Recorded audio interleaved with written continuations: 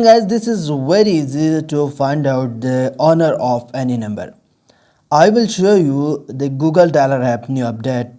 By using this secret feature, you can find out the owner name, owner details.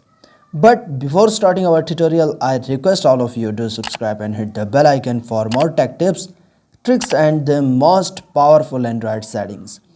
Just go to your Google Play Store, then search here Google Dialer or Phone by Google, PHONE Phone by Google. Alright, when you tap that, you will see here Phone by Google, which is called Google Dialer. Just update this application. Once you update it into our latest version, just open it. After the update, you will see if someone calls to you, click on the number. Once you click on the number, here you will see an option which is called Lookup. Just click on the option which is showing at the last at bottom, look up.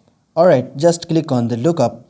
Once you click on the lookup, it will search automatically on Google and it find out the details according to details regarding this number. You will see here I searched this number who is called me.